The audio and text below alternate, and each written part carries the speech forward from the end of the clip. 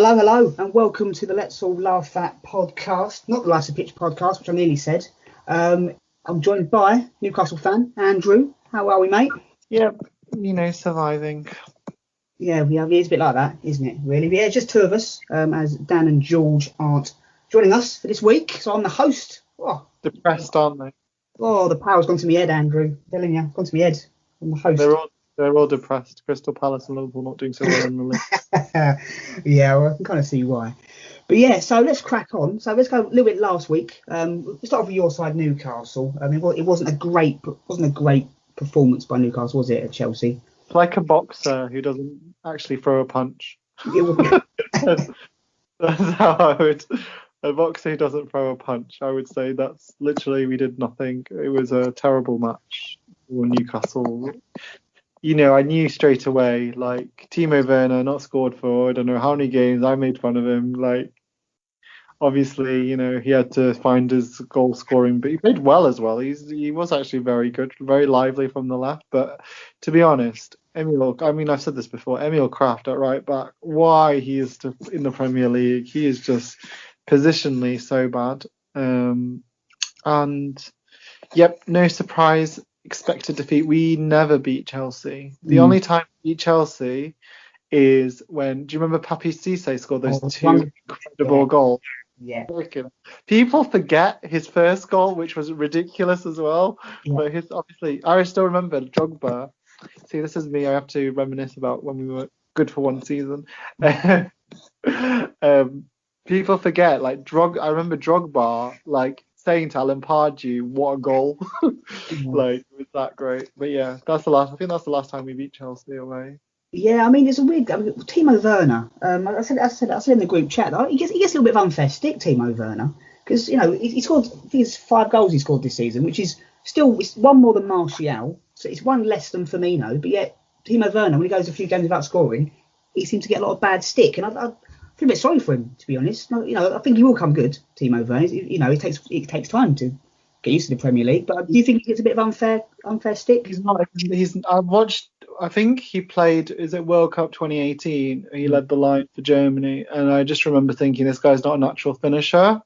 He's very good at, because of he's so quick and he cuts in, he's always going to get a lot of chances, but he's someone who'll get a lot of chances but won't score. He'll score a lot, but I mean, I've said this before, Bundesliga players, I'm not 100% sure about them at the moment, because we've had Haller, who scored bucket loads at Frankfurt, flop. He didn't flop. He wasn't a flop, but he wasn't very good. You've had who's the other one? Obviously Werner, who was the top goal scorer in the Bundesliga last year, and then you've got Luka Jovic, who obviously went to Real Madrid, hardly kicked a ball for Real Madrid. Zidane clearly didn't rate him, and then obviously the biggest flop of the lot, Joe Linton, 40 million. You're not a fan, are you, of Joe Linton? I think every week is. Steve Bruce, I think, it's taken him 18 months to realise he's not good enough to start. I'm just I'm not a football. I can tell someone. I remember I don't know if you remember, we had Florian Thauvin, who was a winger, and he was quality, but he just struggled with the English league, and you could see he had ability and he was going to be a big player, but maybe not in the English league. Yeah. But you watch Joe Linton, and he's gone and played for Marseille, was in the World Cup winning squad, done really well in France. You watch Joe Linton, he's not a footballer. He's just not good enough at all. No, he wouldn't even be good enough in the Championship. Yeah, I must admit, he doesn't score enough goals. And was it £40 million you pay for Joe Linton as well? So I mean, that's a lot of money for for a player that only scores once every 10 games, whatever it is, which is crazy transfer. Still blows my mind. He literally would never spend over 20 million. Then he went and bought Almiron for 20 million, and then suddenly out of nowhere we bought Joe Linton, and Newcastle being Newcastle, he had to be a 40 million flop. Yeah. I do feel for Newcastle a little bit, because obviously Callum Wilson's out for a while now, and he's a decent player. I like Callum Wilson, so I think him not being in the team against Chelsea as well, because Chelsea aren't great defensively. I don't think. I think if he'd have played, if he was available on the other day, I think he might have caused a bit more of a difference. But it wasn't great, was it? Yeah, playing Dwight Gale from the right, even though he's a striker, again, I do not understand Steve Bruce. Dwight Gale is not. He's not good anywhere else on the pitch except in the box. If you put your chances in, he'll score goals, and he will score goals. But he can't. He's not someone who can go out wide and clean. So to watch Steve Bruce ask him to play from kind of this right cutting in, it was just ridiculous. I was just like, have you watched Dwight Gale ever play football? Like, yeah, no, I know what you mean. Dwight Gale. I mean, he had a couple of years, didn't he, at Palace, where he scored quite a lot of goals, and in the Championship as well, he scored a few goals. So I do think he's probably a Championship player, isn't he? I think he's good enough for lower Premier League, and we had one season where he started a lot under Rafa, and he scored 10 goals, which was decent, isn't it? But like, you know, do you remember like when Torres joined Chelsea, and there were like so many strikers that suffered because they were just persisting with Torres? Like I think Sturridge, Lukaku, like all these players left Chelsea because like they were just kept picking Torres. Well, Gale is the Joe Linton, or you know, because he's just not been given a chance because we're playing this Brazilian flop. Yeah. Still want a passport, yeah. Yeah, so moving on to the weekend, you got United, which is again the games come thick and fast for Newcastle. As I said, we said off air that Newcastle seem to play every game seems to be hard at the moment, and it's not going to be easy against United, is it? Is it Saturday or Sunday? I think it's Sunday. Yeah. In my lifetime, I think we've beaten United once at Old Trafford. Cabaye scored the winner, and I remember last year I got really excited because we went 1-0 up, and then they came back and like 1-4. Yeah, I remember that. Yeah. Yeah, when we were like, oh wow, and everyone was like, oh, Matty Longstaff, and it was just nonsense. It was, and there was a game. Yeah, we've just had bad experiences. Like I remember, like Mourinho it was a game when Mourinho was gonna be sacked. Everyone said, and we went 2-0 up first half. Should have had a penalty, and then Man U just blew us away in the second half. 1-3. I think they won 3 or 4-2. Yeah. So yeah, we don't have a very good record at Old Trafford. I don't think it'll be. Again, I just don't like Steve Bruce. I just think he talks. He said we were excellent in the second half. Did he watch the match? Excellent. Yeah. What is excellent? It's just crazy. And no Callum Wilson means like, where are the goals going to come from? Yeah. So I think he'll play Carroll, to be honest. But yeah, and Andy Carroll, he's still a threat from set pieces and stuff, but I just. Andy Carroll, if he stays fit, that's the problem. Andy Carroll, he sneezes and hurts himself. Don't he, Andy Carroll? But he's not the same player. I just wish even Newcastle fans say, "Oh, we should play him. He always is a problem. He causes a problem."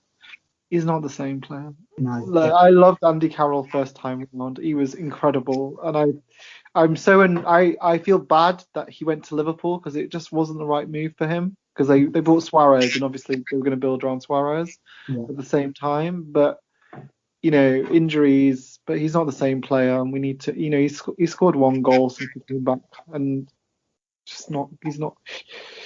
Again, just only Newcastle would give a new contract to an injury-prone, non-scoring striker. Yeah. Do you think Newcastle are safe though? I mean, I think you're probably safe.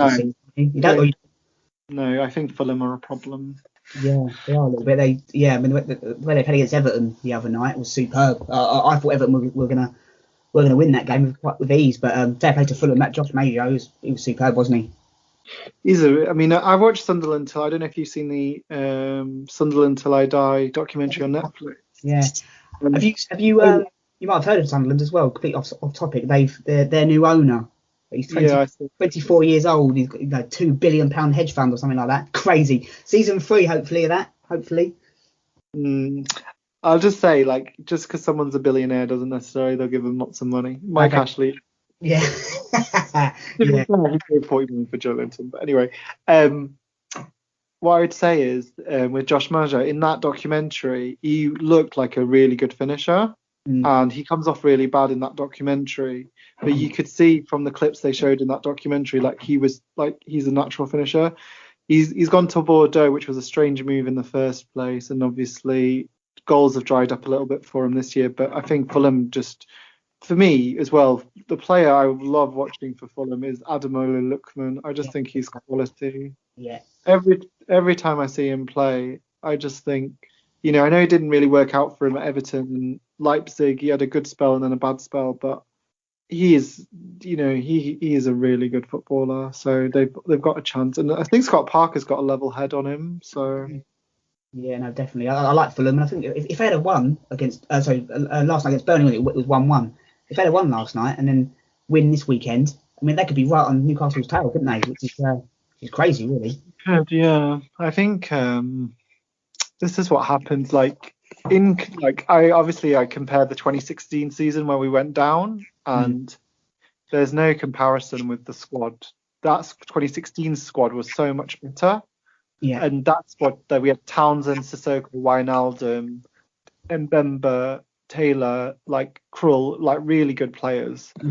And Yaman, who's a very good right back. And when you see this squad, there's no comparison, and he's not learned. So last time he sacked Steve McLaren too late, and he's not learned. He really needs to just let Steve Bruce go, bring in whoever, because it's clear players aren't listening to him. When you go into a match and the players look like they were defeated at kickoff, you never know in football. Strange things happen, but if you don't even try, you're never going to do anything. So I really hope, I know he's not going to happen, but I think he'll only sack him if we go drop into the relegation zone, and that's a big... Yeah, no, absolutely. So moving on, we'll move on to my club, Arsenal, against Leeds United. What a game that was for the neutral. If you're an Arsenal fan like myself, it wasn't. Well, the first half, perfection. I think, here we go, we're going to run away with this, and then we scored the fourth very early on in the second half. And then Leeds made it a bit more stressful. And Leeds, they're a weird club, aren't they? They just don't know how to stop. Even when they're 5-0 down, 4-0 down, they still just play only one way, don't they? I love the way they play. So refreshing. Just for me, that's they don't believe in damage limitation. They're fuck it, we'll try. If we lose 6-0, it's not the end of the world.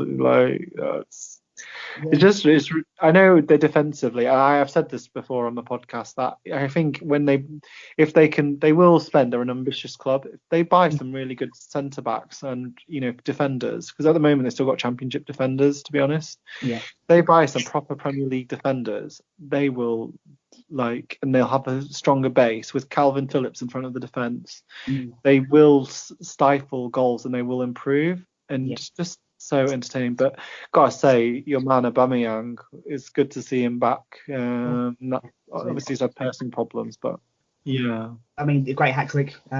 His first goal was superb. Then he scored the penalty. Obviously, maybe could have had 2 penalties. I mean, I thought the first one, it could have been a penalty. To be fair, I mean, Saka was superb. I mean, I love watching him play. He had He's got to be young player of the year, don't you think? Yeah, absolutely. I think he's the best teenager in the Premier League. I think.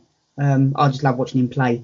I think him or Foden will win it this year. Yeah, definitely. But yeah, as I say, first half it was superb. I had no complaints. It was stress-free first half, and then Leeds got back into it with that header from Struijk. And I think, here we go. And then they got a second from Costa. And they could have had a penalty as well late on, and that could have been a penalty. To be fair, I was thinking, here we go, VAR penalty, but luckily it wasn't given. But yeah, it wasn't. It was the kind of game I expected to happen, loads of goals, but I wasn't expecting Arsenal to be so dominant in that first half. Because first half Leeds were dreadful, weren't they? Yeah, I mean, if you let Hector Bellerin score, you're not defending well. First goal in 18 months that was for Hector Bellerin, and took it well as well. To be fair. It's weird when I watch Hector Bellerin. I've got to say this: when he first broke through, I thought, wow, he's gonna be one of the best right backs in the world. I remember he was so fast, he could cross, and he has lost his way a bit, but it was a good goal. Yeah, they took it well, superb, and I was quite impressed with Martin Odegaard. I thought he had a couple of nice little touches as well. I thought he played very well. I mean, as I say, it was a very good performance all round, really. Rose cross to Aubameyang was class as well, wasn't it? Yeah, absolutely. Yeah, and Ceballos played well. I mean, we are missing Kieran Tierney. I think we're definitely missing him. And all the players we've got, and it's our left back is probably our most influential player. I mean, after Aubameyang, obviously, but I think Kieran Tierney makes us tick, don't you? What do I mean, I've read a lot of rumours about Arsenal's transfers and stuff. What do you want Lacazette to stay, or would you cash in on him? I mean, if the right offer came in for Lacazette, I mean, he's been a great servant, scored some great goals. If someone came into him and offered the right amount of money, then you'd be silly not to. I mean, I'm not sure how old he is. I would sell him. I'm going to be honest. I would sell him. Yeah. I think it all depends. If Lacazette comes, I think we might see that Florian Balogun come into the team. I think that's a big thing. Balogun's been linked with moving and stuff, but what I've heard is it all depends on if Lacazette goes, then. And we sell Nketiah as well, which is another thing that's on the cards apparently. So if we sell 2 strikers, we've got Balogun who can come in. I mean, I know the Premier League is completely different to the Europa League, where he scored a lot of goals. But Lacazette, I love him. I think he's been a superb servant. But yeah, maybe if the right offer came in, I'd cash in maybe. I think I would. I mean, I think if Arteta really wants, he needs to cash in and like bring in someone new. And I do not understand if they're going to give David Luiz a new contract. I mean, that just makes no sense to me as well. No, I think this will. I mean, David Luiz, he's a polarising figure. One week I don't like him, he makes mistakes, and then the next minute he'll play superbly like he did against Man United. He was United. He was superb. But I do think we might see. Supposedly, Saliba was League One Player of the Month in France. Yeah, no, I mean, I think he'll come back the next season. But I think it'll be Rob Holding and Gabriel. I think. I mean, Saliba, he's still very young. I think he'll get a run in the team. But at the moment, I think Rob Holding and Gabriel are our starting defenders, should I say? But I like Rob Holding. I think he's come on leaps and bounds. He still hasn't scored a Premier League goal yet. So I'm still going to put a pound. I'm sure when we play Newcastle next, he'll get a goal. Don't worry. He's a threat from set pieces, and he still hasn't scored a goal yet. So every week I always put a little pound on him to score at any time, because he's always like 40-50 to 1. So from corners, you never know. So speaking of City, we've got City on Sunday, which is going to be very interesting. I said it on my podcast yesterday that I'm trying to be positive. But it's quite hard to be positive when you got City in the form that they're in, and De Bruyne's back as well, which doesn't fill me with much hope. With no informed striker as well. That's what Aguero and Jesus not scoring like crazy. How good they are! Like, we're like you think a lot of teams are just dependent on their forwards to score. If the forward doesn't score, they don't score. Like City, it doesn't matter. Like whoever comes in scores. I mean, to be fair, obviously it's an unfair advantage. You've got someone like Bernardo Silva, who's a brilliant footballer, who went off the boil for a year or so. He's a £50 million player. He comes in from the dark. Mahrez, we can't. But then again, you've got homegrown talent like Foden playing so well, so you got to give them credence for that as well. Absolutely, yeah, I love Phil Foden. I think he's a spectacular player. I think he's going to cause some serious damage in the Euros. But yeah, Sunday, as I say, I'm trying to. Over one. Who knows on Sunday? We've got a chance. Strange things have happened. I don't think I would love to say we're going to win. I said yesterday, I think 2-1 Arsenal, and I'll never go against my own team, so I still think we've got a chance. But we will concede because City are too good. They're a machine at the moment. And the thing which annoys me is we're going to give John Stones a rest. So we'll bring in Aymeric Laporte. Just people forget that City spent 40 million on Nathan Ake. And you hardly ever see him. I know, it's crazy, isn't it? Nathan Ake, he'd probably do a job for most other Premier League teams. When he comes to the team, which is very bizarre. You look at Chelsea, they sold him. Well, from Bournemouth, obviously, but and Chelsea, rather than spend money on Thiago, I know he's a free, but rather than pay him whatever they're paying him, they could have, Nathan Ake could have been in that team. But it must be frustrating for Nathan Ake because, as I say, he's not a bad defender, but he can't get in the team. And it's not no chance of getting in. With Ruben Diaz and John Stones playing so well, you can't see him getting in the team. Laporte as backup, it's crazy, and I didn't feel the worst on Sunday. I must be honest. I think it's going to be a really, really hard game. But who knows? Strange things have happened. I'll keep believing until it's impossible, but it's going to be difficult, isn't it? I think. I think the thing with City as well that they've done is they've like punished all the teams who had bad runs. So like they've had this incredible run when Man U went off the boil, Liverpool went off the boil, Leicester a little bit inconsistent. You know,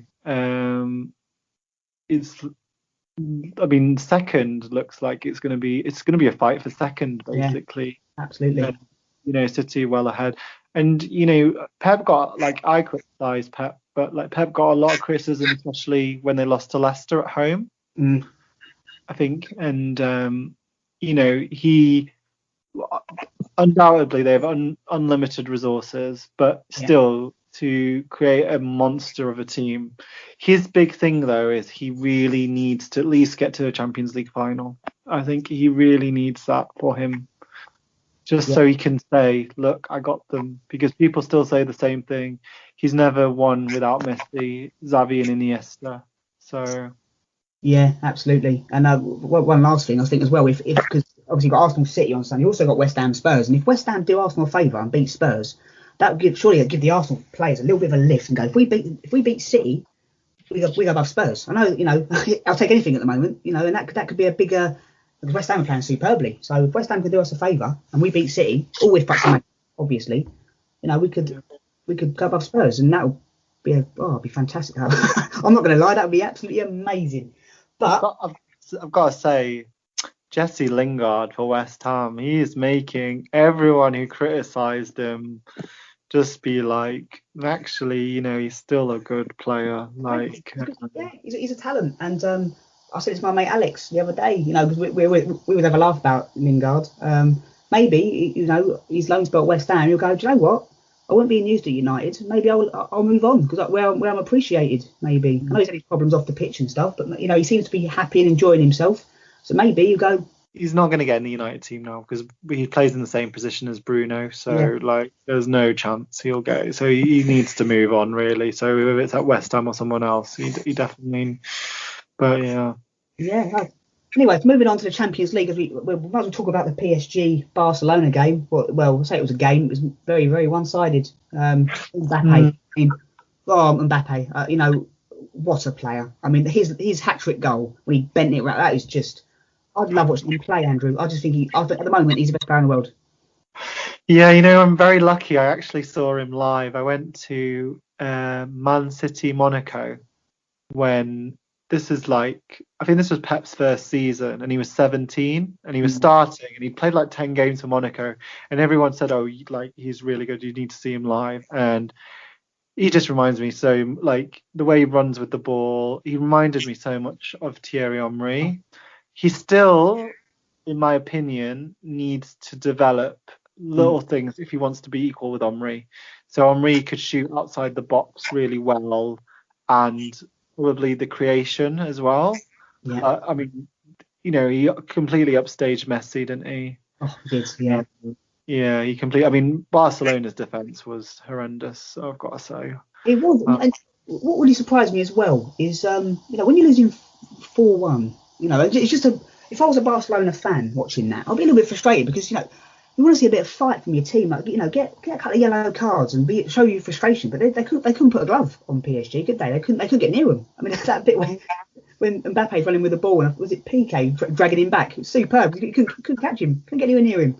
Yeah, I think Barcelona has been pretty traumatized since that Bayern humbling last year where they lost it. I think they lost 8-2 or something, wasn't it? Yeah. And they've just not been the same. And there's issues at Barcelona generally with that. Obviously, they had the whole Messi who didn't really want to stay, but they forced him to stay. And then you've got, Piqué, Busquets coming to the end. So, they're not defensively, they're all over the place. Why they let Suarez go, and he's now scoring all the goals to take Atletico Madrid to the title. Just Barcelona, but it completely showed up. I mean, I can't see. I think after the second leg, I'm pretty sure they'll sack Ronald Koeman. I can't see him staying. Yeah, I think so. And also financially they're in a bit of a mess as well, because I think they owe. I think I read somewhere a while ago. It's like 125 million euros to other clubs or something like that. I read. You know, they're still paying for Coutinho, I think, which is incredible. They've made three really players that haven't they've been okay, but they've not really worked out. In Coutinho for 140 million or whatever it was, Dembele for 100 million, and then Griezmann, who's can't really fit and work with Messi. No. So you think you've spent what 400 million, nearly 400 million on three players who probably didn't need. No, absolutely. Yeah, I mean, I know Barcelona done it a couple of years ago, didn't they? They come back from, was it 4-0 down? I think it was against PSG as well, wasn't it? At the new camp, and I just can't see that happening. In the second leg, because PSG with that squad, just can't see it happening. And did you remember PSG won the game without Neymar as well? Yeah, exactly. And you know that PSG squad, I mean, it's just phenomenal. I mean, I'm a big fan of Marco Verratti. I think he's a phenomenal midfielder. And you know, obviously Di Maria, who didn't work out over here in the Premier League, but he's a baller. He didn't have a chance. I hate this thing about Di Maria. Oh, he didn't work out. Van Gaal played him right wing back in loads of matches. It was bizarre. I just don't he clearly didn't settle and he wanted to leave, but you know, for me, he could easily have done it in the Premier League, no doubt. There's just he's such a good footballer. And the thing is he must be 31, 32 now, and me gets better when I watch him. He's not PSG, I think they will. Poch has got a good chance there, hasn't he? He's gone into a job where he's going to walk, probably will. I mean, they've still got a little bit of a title race with Lyon at the moment, but they'll probably win the league in the end, but got a good chance of champion. I mean, who do you think the three teams you think Champions League potential winners? I think obviously PSG. I think they're going to be up there. I think Man City. I mean, this is a big season for Pep, because you know they haven't won it yet. They haven't got further than the quarterfinals. They haven't got further than or something like that. You know, he needs to win it. And I think the other team. I mean Dortmund, Bayern Munich. I mean, it's something like that. Bayern's the one, isn't it? They're a machine. But yeah, I mean, it's exciting. I mean, I say being an Arsenal fan, the Champions League is kind of pointless at the moment because I'm watching Arsenal on a Thursday night. But yeah, I mean, when you were in the Champions League, you were losing 10-2. So say no more than that. Yeah, say no more. Yeah. I've got to say one other thing. I think this week we saw they were talking about it on BT Sport. There was a little bit of the passing of the guard, where Messi and Ronaldo are kind of handing over to Mbappe and Haaland, because Haaland, what a player he is. Yeah, God. He's ridiculous. I mean, I think this season is it 24 games and 25 goals or something stupid for Haaland. It's just incredible. He's still only young. I mean, I hope he's to England. I'd really like to watch him every week. Yeah, I mean, he's just phenomenal. I think we can. Maybe it's a bit too soon, but I think it won't be long before we put Mbappe and Haaland in the same bracket as Ronaldo and Messi. I think they're that good. Yeah. I don't think either of them will touch what those two did personally. They will get close, but I still think Lionel Messi is just. The two goals. I mean, do you remember the goals against Bayern where Jeremy Boateng's on the floor? Yeah, that was just ridiculous, wasn't it? Ridiculous. Yeah. The goal against Real Madrid in the Champions League semi-finals, where he just brilliant footballer. Yeah, absolutely. So moving on, let's move on to the Let's All Laugh At. What have you got, Andrew? Anything this week? Have you got anything? You go with yours first. Let me just. Well, I've got one, and it's not. I'm not laughing at Liverpool as such. Not laughing at Liverpool. But there was a tweet that I commented on and put it up on social media, and my podcast yesterday was about it. A Liverpool fan on Twitter, he put a picture of the Arsenal Invincible side and said only Thierry Henry would get into the Liverpool team of last season, and I think it's completely and utterly wrong anyway. And on his tweet, someone said, well, what about Vieira, Campbell and Bergkamp? And he said that Matip, Fabinho and Firmino. Sorry, Firmino is better than Bergkamp. Basically, that's what he said. And I kind of put my phone on the floor. I was like, I can't even respond to that. Firmino's not a bad player. Don't get me wrong. He's not Dennis Bergkamp. He's not Dennis Bergkamp. No. So I kind of laughed with like, No, that goal against Dabizas was not. It was. Yeah. It was luck. Yeah, that was that one. There's been a couple this week actually. I mean, you've got. Do you remember last season? Was it last season? I think it was last season when Wigan beat Hull 8-0 at the DW. Remember that? Not really, but Well, last night, I think the final score. I think and Hull went there last night and they won 5-0. It was quite funny. That was quite amusing. Also, what's yours? Because I've got another one, but I won't say it just in case it's yours. Yeah, I think the Liverpool thing where like the fans were. I mean, I know Dan's not here to defend them, but someone was saying like last year they were saying this is the greatest Premier League side ever, and there's like the greatest Premier League side ever is now behind a team where Craig Dawson is the best defender, and they've got a makeshift striker in Michail Antonio up front, which is kind of true, isn't it? Yeah, the referee, I don't know if you saw the referee with Alan George. Yeah, that was it. Oh, incredible. I've never seen anything like that ever. I've watched it about 10 times. I've never seen a referee square up to a player. Brilliant. Yeah, I think he was just probably. I mean, there was that case in France where the guy kicked. He like collided with a player, and the ref actually kicked him or something like that. I remember this was about 2-3 years ago. Yeah, really stupid. It reminded me a bit of Pardew headbutting David Myler, to be honest. Oh, that was so. I remember that. That was just so funny, wasn't it? That was brilliant. That was. I've got to say, the thing that I'll be honest, it's not a let's all laugh at, but it's starting to annoy me, is the amount of coverage Ravel Morrison gets. I literally do not care. He was never a good footballer. He's like a championship footballer at best. Where is he now, Ravel Morrison? I don't even know. I know he got released from Sheffield United. I don't know where he's been. So where he went actually. So good for a few games in training. Like he gets so much airtime, and I'm just like, you waste talent. You like, unfortunately, you're 26, 27 now. You're not gonna do anything. Like, why do people keep writing stories about him? I'm just like, he's.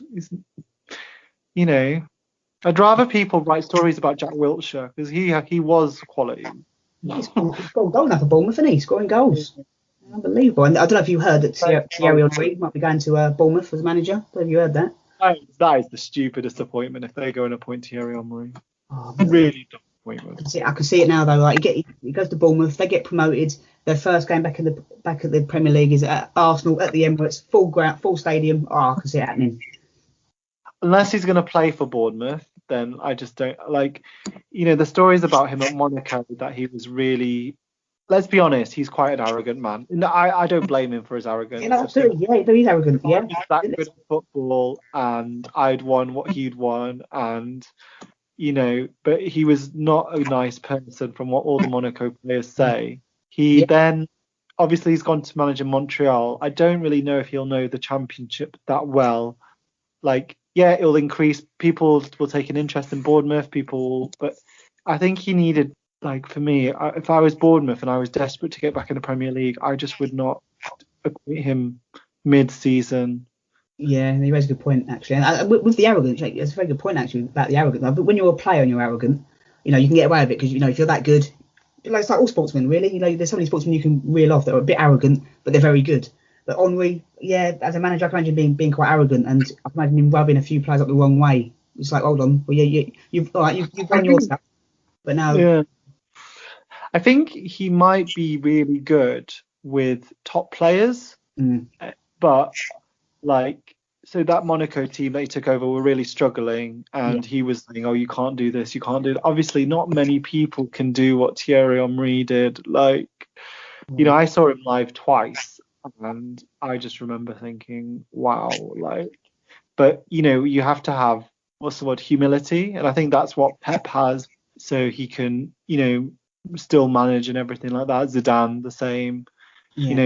Maybe he will come good and maybe he'll do a good job at Bournemouth. I don't know. I just think mid-season going into the championship, it's just a bit strange for me. He's a strange one, and he might be less arrogant in the Championship. You don't know. I mean, he might bring him down a level or two because he might go, hold on, I'm not as good as I think I am. No disrespect to the American, the MLS. With it's not, the standard's not as good as the Premier League or even England full stop. So he might bring him down a peg or two. Who knows? So who you going for? The Let's All Laugh at. Who are we going for this week?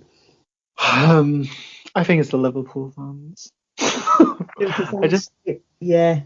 say I'm not laughing at Liverpool. It's just that one tweet as well made me laugh. It was just kind of like Firmino's better than Bergkamp, and I was just. Don't you think, right? Like, I thought about this a lot at Liverpool, right? If you put Henderson and Fabinho in defence, yeah, you're basically weakening two positions because you're playing both of them in defence, and obviously the midfield is weaker.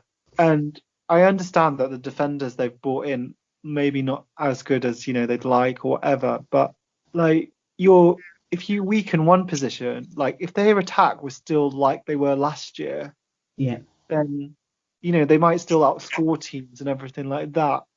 I can understand Fabinho. Obviously, Fabinho looks like he's a quality centre back. I just don't get the Henderson thing. I really don't. I don't understand why you would play him in defence.